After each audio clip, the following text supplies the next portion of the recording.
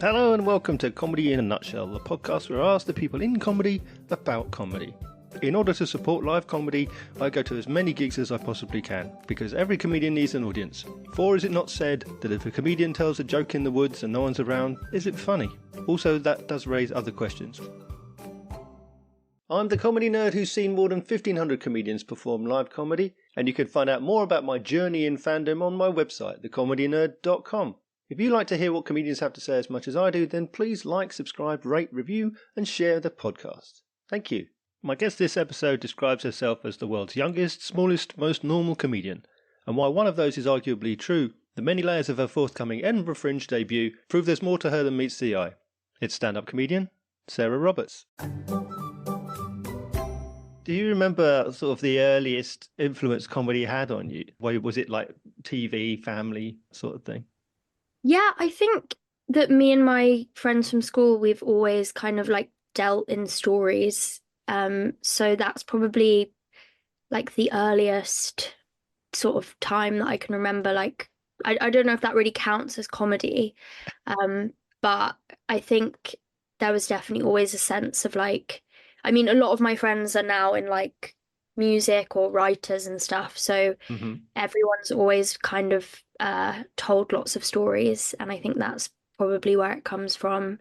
I don't remember ever watching like that much stand up when I was younger.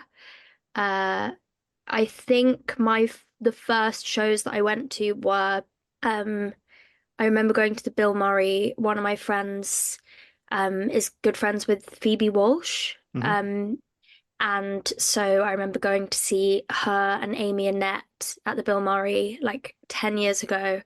And it was before I'd ever thought about doing stand up. But I think I like had it in the back of my mind. And then my best friend's brother started doing stand up comedy, and I was like going with him to open mics. And yeah, I was like, maybe I could do this. Yeah. So that's probably where it started. Was it always stand-up? Or did you sort of think, oh, I want sort of clowning or music or cabaret or... No, I don't think I ever really wanted to perform until I did. To be honest, I think that was like the thing that was always holding me back. Mm. And I think that I I wanted to write. And I like went to uni and I did creative writing at uni. And then I think when I was younger I always just thought I would write like kind of like a sad book about myself.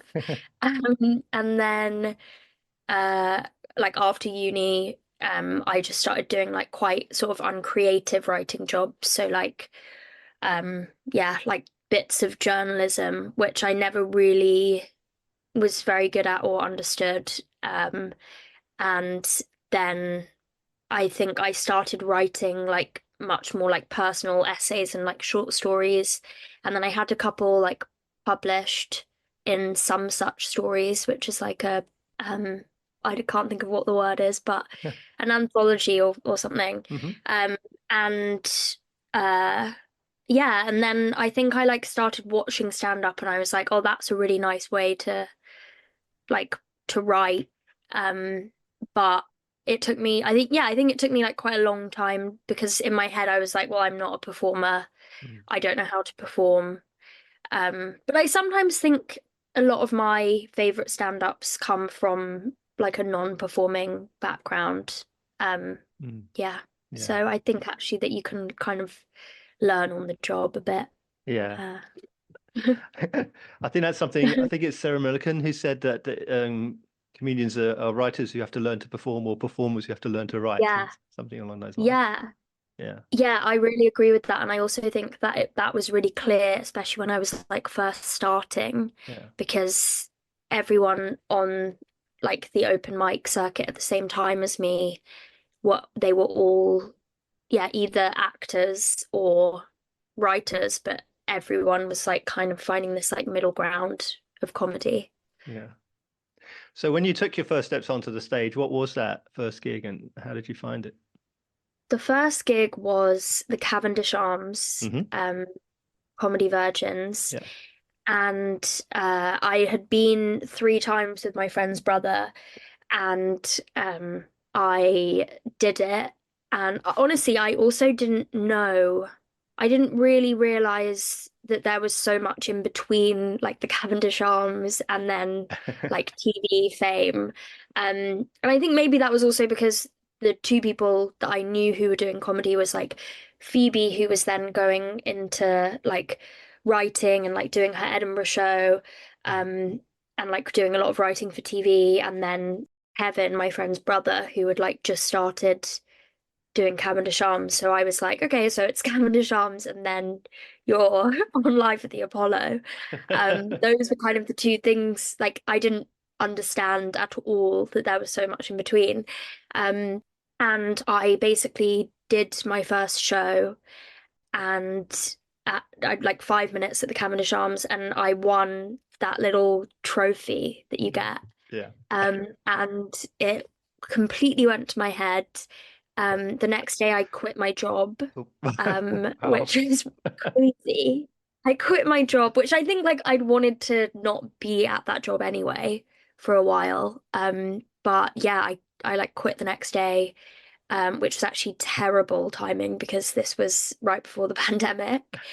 Uh, and yeah, and I just didn't understand that there was so much in between. And I wonder like had I won that little cup the first time, whether I would have committed in the same way.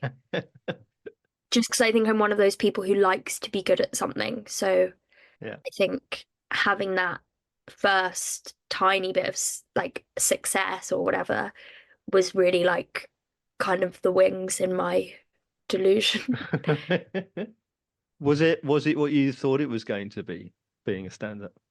Um, I think it cha always changes.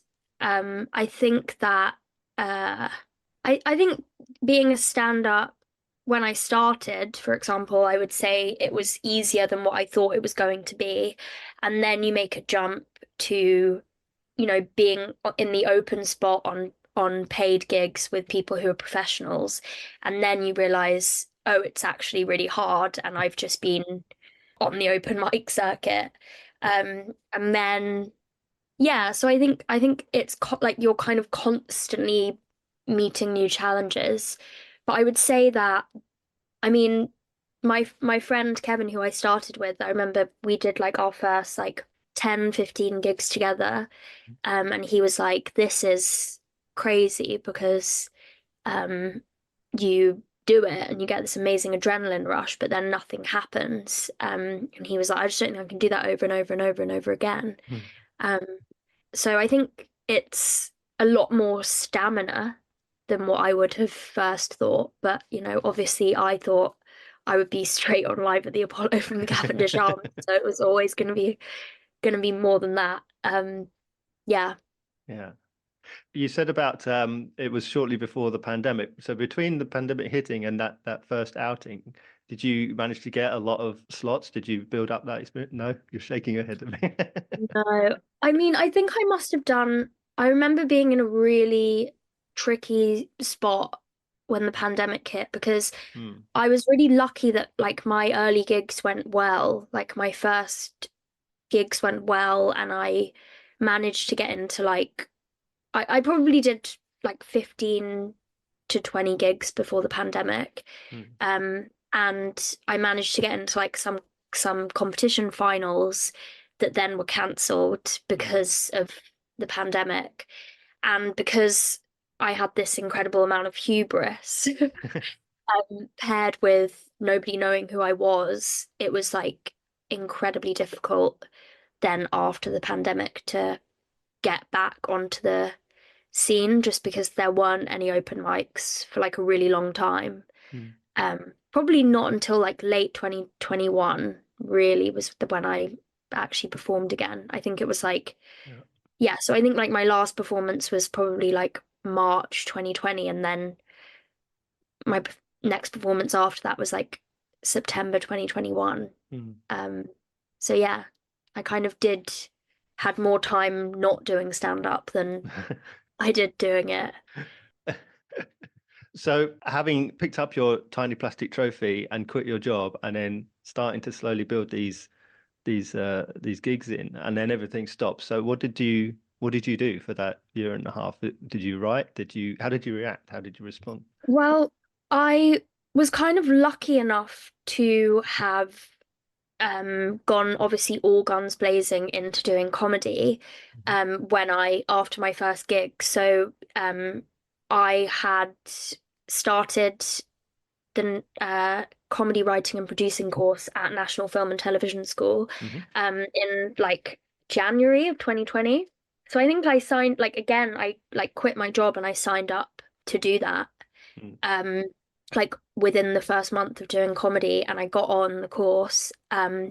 So I was really like that was very lucky to have like these weekly like Zoom sessions with other writers and with like people in the industry, Mm-hmm. um and then to be working towards like making a film.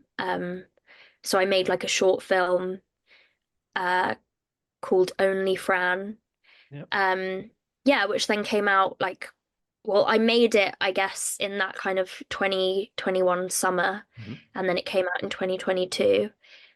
So I think that was good in terms of like I was learning a new part of comedy, and I had like a lot of good things kind of come from that Only Fran film.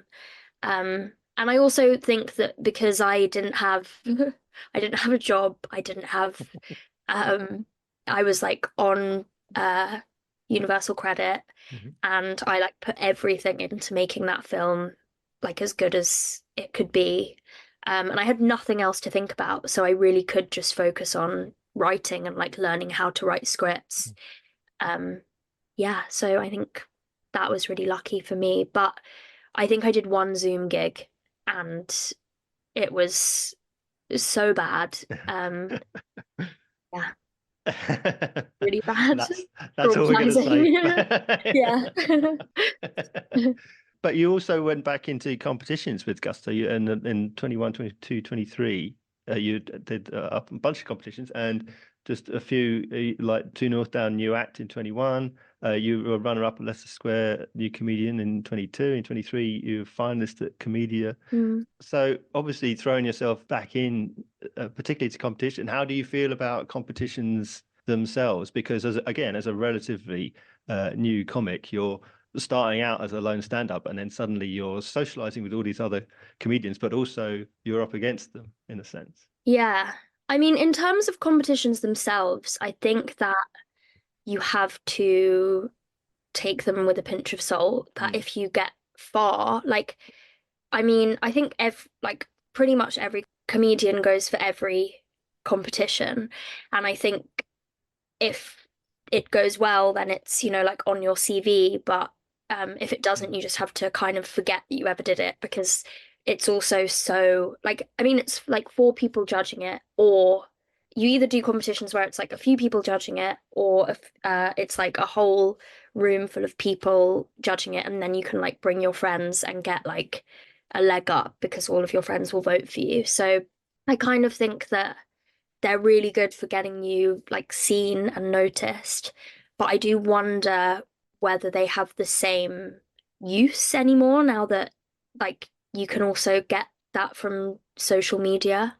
Hmm. Um, I think I think I think they're good, but I also think I think some competitions can also be um sort of uh rigged is the wrong word, but I would say, and these aren't ones that I've actually been in, but I think like some institutions that do courses and things, they have competitions to then advertise their courses. So they're open to all comedians, but then in like the finals or winning, it's always people who have done their course, and then they sell their course by being like, this person won this competition. So I think that they can be good, but I think that they aren't the be all and end all of anything. Sure. Yeah. What about feedback that you receive in terms of like press for your forthcoming show, as it has been in work in progress? How do you respond to sort of feedback and criticism in that sense? From like audience members. Yeah, or audiences or reviewers or Um, heckles. I don't think I've had many reviews. Mm, Um, I had a review last summer when I did my work in progress at Camden Fringe, mhm. um, which was a nice review. And then the only other reviews I think I've got have been like um, from when I've done like the finals of competitions, and I think they have not been haven't been that nice. I think I've been described as like grotesque and utterly self-absorbed. Um, Mm, and which I think is fine and funny. I suppose that I think I write what makes me laugh, mm. and I think it's interesting because I think a lot of girls come to my show and a lot of women, and they relate to a lot of things that I think are really insane to say anyway. And I think that's kind of what I want is like I think the most important thing is, are people laughing in the room? Mm. Um, are you creating a good like vibe? And I mean also like it's you're never like I loved the review from Spy in the Stalls, which was from last year. Mhm. Uh, and I felt like they really got the show. But I think sometimes if I think sometimes if what you do can be polarizing, Mm. then that can be um not necessarily a bad thing. But we're talking when you use words like grotesque and that, we're talking about the character of you, aren't we? We're talking about the person that you Well, play on stage, or is that just you? well, it's interesting because I think everything I say on stage is true and is something that has happened to me or somebody that I know Mm, or yeah. comes from a source of truth. So it's kind of an interesting thing because am, I don't think, I think my comedy is as truthful as other comedians who probably are like much more sort of traditional, like straight stand up. Hmm. Um, but I think that probably the sort of the perspective that I say it from maybe can be seem like narcissistic and grotesque and utterly self-absorbed. I remember doing a show and someone came up to me and was like, "Great character comedy, she's awful." Um, and it isn't like it is it's a persona. Um, Yeah. but the persona, I think, came from the most natural place it felt to me to be on stage. But I think as I've got kind of like more confident and more um kind of like truthful Mm, in stuff that I say, I don't think that there's as much of a front anymore. mm. Let's talk about your show then. So your upcoming debut this year at Edinburgh, Silkworm. Yes. What's it all about? What can audiences expect? So the show kind of it centers around the double jaw surgery that I had when I was 21, Mhm. because I had an underbite. Um, and so I had this like really insane facial reconstructive surgery. And the show kind of explores like it's based on that experience, but it also kind of explores um like finding out who you are, um and how that can sometimes come from like finding out who you're not. So I think it's very much about like the stories that we tell ourselves and other people about who we are, and also um, kind of being confined within the male gaze and only being able to like figure out who you really are once you sort of remove yourself from that. Mhm. Which I think is also probably what I'm trying to do on stage. Kind of being like disgusting as a form of liberation or like being, kind of traditionally like grotesque, I suppose. Um I suppose it's sort of about it's about finding lightness in like the shadier experiences of womanhood. Mm, That's what the show is. yeah. Yeah. So almost excluding yourself by being grotesque, if you like, but from one aspect, but then putting yourself in the spotlight in other aspects. Yeah. Yeah. Um yeah, I think it's like it's basically just trying to find yourself, and maybe the yourself that you find Mm. is horrible and is awful, and that maybe that's also okay. Yeah. Like I'd say it's definitely sort of like a subversion of like traditional femininity while also like presenting as quite feminine. Mm. Um, yeah, it's quite a juxtaposition. Um, but I think that's kind of what womanhood is. It's like who you are behind closed doors and who you feel like you need to present as can often be like two very different things. So going into the Fringe, do you set yourself targets and objectives? Do you have sort of things in mind for yourself, for your show, about what you're going to get out of the festival? Oh, I I basically just want audiences Mm. to come and enjoy the show. Yeah. Um, I think my main thing and my the main thing that I've really loved about making the show is that um when you do shorter sets, you're like being, you know, like you're in a big club, you're kind of needing to like progress and wanting to like I mean it's almost like a job interview. And I think what I've loved about doing the show is I have been able to like experiment so much more with what's going to go in my hour. And sometimes that's gone really badly and sometimes it's gone well. But I just really want to make something that feels like a show and like a full experience. Like I loved Clementine for that because it was so like you were so immersed in it. Mm. And I loved obviously like Julia Masley's show. I love Jordan Brooks shows because I think that those really like and I've seen Rosalie do Clementine in like a shorter set and that also works. But I think like the story that she's telling and with all of those three performers, like those are um shows that really like you come out and really feel like you've been in another world. And I think stand up often like traditionally kind of doesn't necessarily always do that just because you learn to do stand up um in like shorter bursts, Hmm. and also because your currency is in laughter, not necessarily the cohesiveness of the full hour. Yeah. um but I think the way that I really want to do it, because the things that I love to watch really make me come away with like a certain feeling and a sort of payoff in the storytelling. And that's really what I want to do and Mm. hope I'll be able to do in a debut show. Yeah. But I might not, but that's my goal. Do you see yourself as a storyteller? Are you more comfortable in in that long form, or are you more comfortable, let's say, as a writer? Is writing the show, because you said that you were a writer learning to perform. Is Mm. performing a long form your comfort zone, or is writing?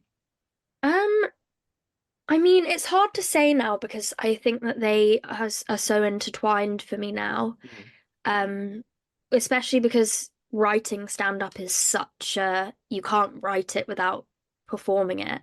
Um, because what you might write doesn't necessarily always translate on stage. Um, I would say that I do really love performing now. Like I can't imagine Mm. not doing that. Um, but I do also think um I mean, my favorite thing about anything that I watch or read or like see is just when people, um, like when you're like reading something from like 200 years ago Mhm. and someone has written something that you have always felt now but hadn't been able to put into words and someone's articulated it. And I love watching that in stand up. I love reading that. Mm. And I think that's kind of that's what I would like love to be able to do. Um, but I really do enjoy performing. Mm. Um, I don't think I would like to continue for them to both be like intertwined. Yeah. Because I also find writing really hard. It's so hard. And it's so hard to make yourself do it, whereas like I it's so nice to be in the moment and to be forced to be brave and to Mm. be like exposing. Yeah. Do you see comedy in the same way now as before you were a comedian yourself? No. I think I see comedy. I mean, I think I didn't really like I only knew the things that were really mainstream and therefore the things that have done really well, Hmm. which, is the same for everyone really. Um, which is why it's called mainstream. But I obviously you don't know any of like the behind the scenes. You don't know about all of the like very painful shows. Yes. You see it in a very black and white way. Yeah. I think it's interesting because I've obviously come into comedy at a really weird time for it. Like there's been the pandemic, Hmm. there's like less things being commissioned on TV, Hmm. um, a lot more is online. Uh, I think like live ticket sales are like really down at the moment. So it's kind of I think that I think maybe often with I think with comedy now that maybe and it's hard to say I guess what I'm trying to say is it's hard to say whether this is something I've realized or whether it's more like something that has changed. But I Mm. think that you kind of have to be like quite a jack of all trades and sort of um be kind of good at a lot of things at once. I think it's much harder to like just be a stand-up or just be a writer or Yeah. yeah. What about when you watch comedy and you see these other acts that you've mentioned? Do you watch them as a comedian? Do you watch them as a writer of jokes or as an audience member might? I love watching like clowning much more than I love watching stand-up. Mm. Um and that isn't because I don't love stand-up. Um but I definitely think it's harder to disassociate from the like craft when you do it. Yeah. Um, and I also think that I watch stand up like 5 nights a week at other shows. So if I'm going to like watch something and enjoy it, then I think sometimes it's more of a guarantee that I'll be able to like actually relax when I watch like clowning and Mm. things like that. Yeah. But like I love watching there are some people who I can just completely like get lost in. Hmm. Um like John Tothill. Hmm. I think he's so good. Yeah. Um and yeah, like Will Owen. Um I think he's really good. Uh and like a lot of my friends are also great. But because also in comedy you see each other's shows and you're there to like give feedback or help out, it then becomes a really different experience Yeah. um than just watching something for the enjoyment of it. Yeah. Do you like that sort of social and collaborative aspect? Because being a comic is often very solitary. And of course, like something like The Fringe is when everyone comes together for a short period of time. And although you all have your own shows, there is that crossover where you do get to meet people that you might see 6 months apart on the circuit. Yeah, I do really like that. I think it's weird because you sometimes get like stuck on this, not stuck, but you get like in the same like carousel of gigs as Yeah. people. And so you'll see some people, you'll see someone for like 3 nights a week for 2 weeks, and then you won't see them again for like, well, until the Fringe. Mm. But yeah, it is really nice. Like last year I made so many new good friends at the Fringe. Um, yeah, and that is really fun. That is one of the best things about it. Yeah. Uh, but yeah, I do really like the social aspects of it. It's also just really cool to be friends with people whose work you really love. Mm. Like seeing them also be amazing at this thing is great, and they're all really funny. So I do really like that aspect of it. Yeah. Do you think that so far you've learned any really important lessons, something that informs your philosophy going forward? Um, well, I think one thing I try and not think about is superstition of Hmm. comedy. Yeah. I think that I sometimes find myself being like, oh, this means it's going to go badly. Like, or like, because I'm so relaxed, this means it's going to go badly. I think for me, the main thing is to be what I've learned, especially from, I guess, like the last few months of work in progresses. Mhm.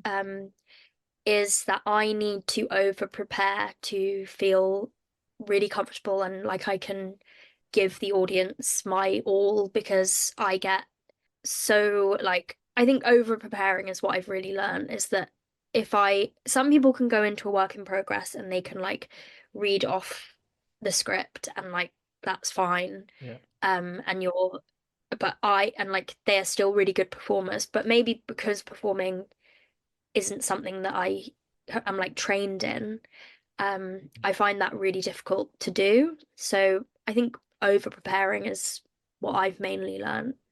Hmm. And also just committing yourself to the moment, Yeah.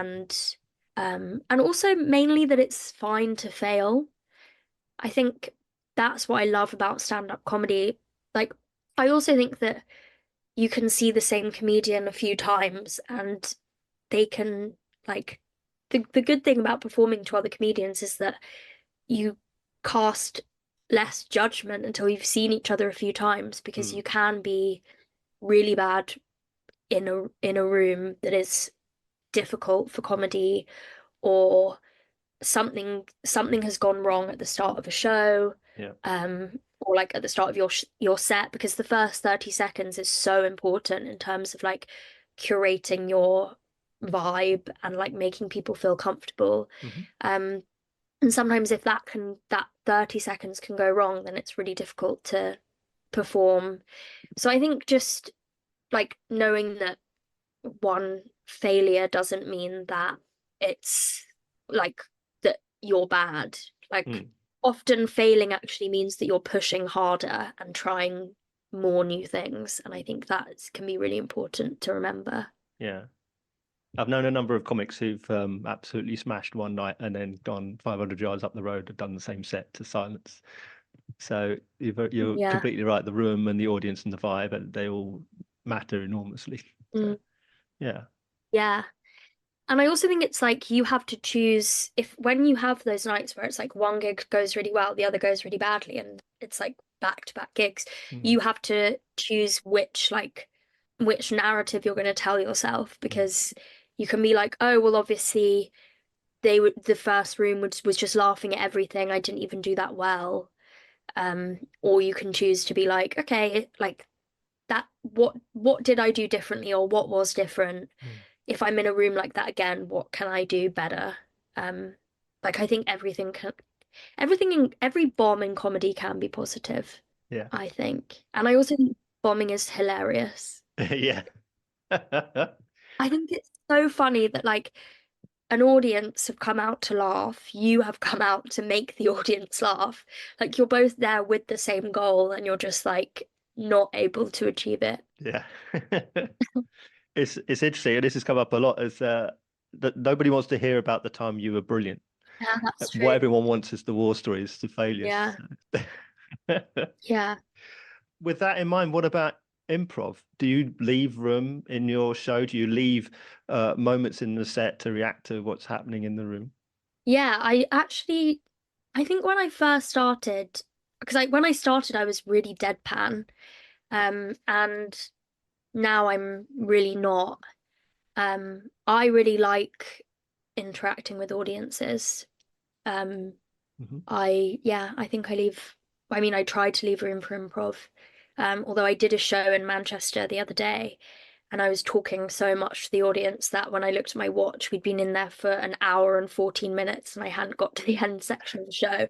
So I think that like it can be tricky when you're doing a work in progress and improving, because you don't know even how long, like the pacing of the show yet. So sometimes then you realize that yeah, you've actually just gone way overboard. But I like to leave room to improv. Mhm. I also think it can just inject a lot of energy into the room, Yeah. speaking to people and bringing people in. Um, and it's just also a good way to sort of do a temperature check on uh on your audience and make sure that they actually know what you're talking about. Because I think I did a show in Glasgow and nobody had any idea what I was talking about. Um, I think I like referenced like Misha Barton or Effie from Skins. And then when I spoke to the audience, they were very confused. So we added in some explainers. So like it can also just be really useful for your material. Mm. So, what then so far would you say have been the best and worst experiences you've had in comedy, whether that be a gig or something else? Hmm. Um, I would say best experiences. I mean, I don't know if this is a vague answer, but I can't say for certain like an exact kind of moment because there are so many highs. Hmm. But I think definitely that sort of like light bulb moment where something that you've been working on really starts to work. Mm. Um, like there are so many bits that I have in my show now that I'm still trying to hone because I know what I'm trying to say and I think it's really funny, but at the moment it's like one person gets it. Um, so think like I know I like that there is always potential of every time you leave the house to go and do a gig, it could be like the best night of your life. Yeah. And that's exciting.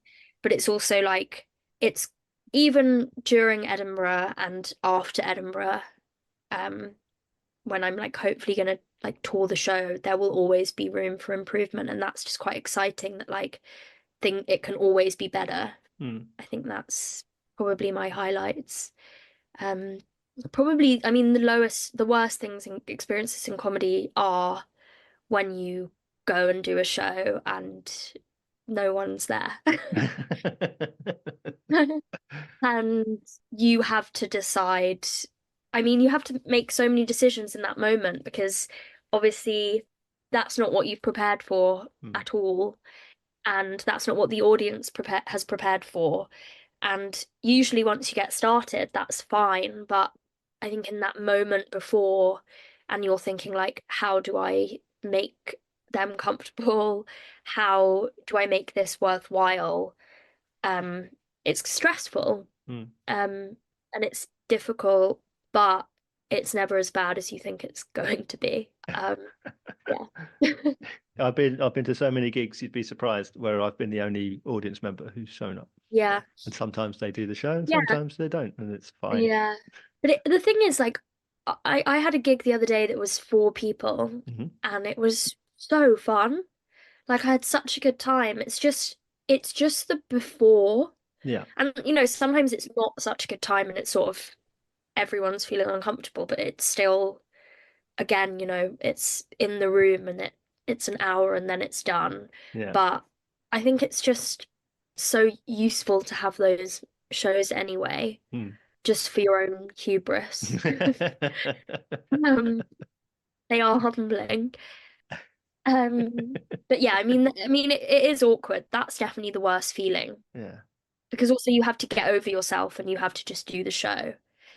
And if 4 people turned up to your birthday party and you had booked out this big room and you would quite rightly be upset.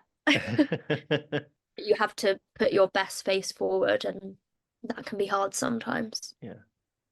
What about when you've had a better gig, but there are jokes here or there that perhaps don't quite land? Do you occasionally keep things in just because they're for you and they make you laugh? Yeah, yeah, yeah. I've got things in my show. I've got things in my show that are for me and hopefully one other girl in the audience. Um, I have like this bit about having a crush, which is my favorite bit in the show. Hmm.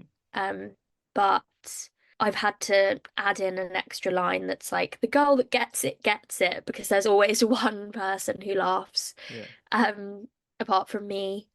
But I think it's important to write for what you want to see. Yeah. Um, I think there's still work that can be done on that particular joke, but I think sometimes you have to like trust your instincts. And I think what makes comedians people who I would see over and over again is them just remaining true to themselves and like and yeah, just keeping going and thinking about something in like a way that isn't necessarily just pandering to um what you think people will want, Mm. which I'm probably going to regret saying when I get all 1-star reviews in Edinburgh. I'm gonna be like, take that out. Um, you mentioned a little bit about when things are stressful. Do you get stressed? Do you get nerves, anxiety before a show, before a performance? Um, I sort of go through phases a little bit with that. Yeah. Um, I get nervous. Sometimes I'll get really nervous like the day before a really big gig. Hmm. But then because you're so prepared for it, you're not actually nervous by the time that you go are ready to go on stage. Like I did live at Clapham Grand, Hmm. and I was in between like John Cairns and Yeah. Janine Haruni, who are like two of my favorite comedians, and I was terrified. Like I think I'd voice noted like 4 different WhatsApp groups with the 10 minutes I was planning to do. And I'd so overthought it. And then I had like such a good time and it went so well. And I also did something insane, which was that at that gig, I decided to try a whole new ending of my joke.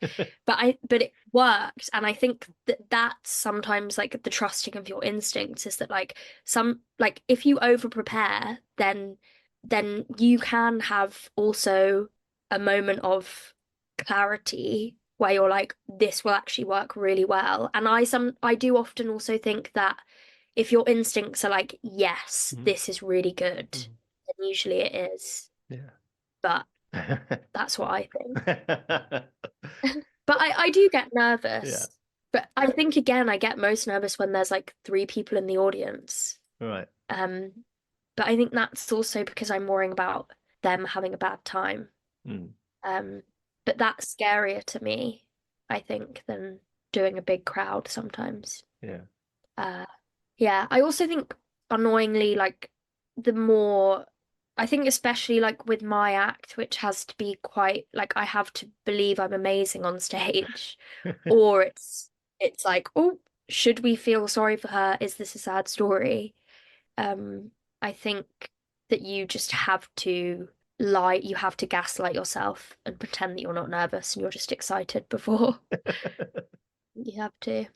And when you're on bills like with John Kent and Janine Haruni, how does that make you feel as again, I know all these things are relative. As a relatively new comedian, when you're on bills with these people, do you, I don't, for want of a better phrase, fangirl a bit? Are you like, is this kind of a imposter syndrome? These are fantastic comics, and what am I doing here, kind of thing? Just Um, because of their yeah, experience and you're less so, that yeah, sort I think, oh no, don't worry. of. I think I do when I know when I've watched someone stand up loads of times and Mm. I know them everything about their life because I've watched their shows, Yeah. I get so anxious about being exposed for that I actually do the opposite of fangirl where I kind of sit there and I'm like, hi, and then and I'm like probably come across as quite rude because I'm so anxious about letting slip that I'm a fan.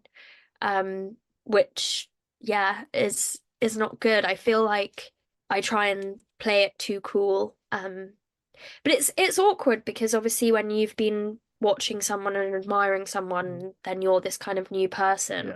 Yeah. Um, and performing together, like you want to feel like you come across on an equal footing. Yeah. Yeah, but I think there's a healthy middle, which I haven't found yet. So how can we find out about you and where we can come and see you perform? On Instagram, mainly. Hmm. My Instagram is Sarah Roberts _69. Um, and I've got lots of yeah, work in progress shows coming up for Hmm. Edinburgh. Yep. And then I'll be at the Fringe for a whole month. So my final question then, of Yeah. course, Sarah, how would you sum up comedy in a nutshell? I would it's I was thinking about this before, but it's such a hard question. Um, Comedy in a nutshell is, I think, live comedy. Can I say live comedy in a nutshell? Yeah, absolutely. It's your episode. You can interpret it any way you wish. Is uh just committing to the moment that you're in, and whether that's being an audience member or someone performing, everything's funnier if you just uh accept that you're accept that you're there. No, if you just kind of are open to it. Sarah, thank you so much. I've really enjoyed talking with you. Thank you. Thank you. Thanks so much for having me.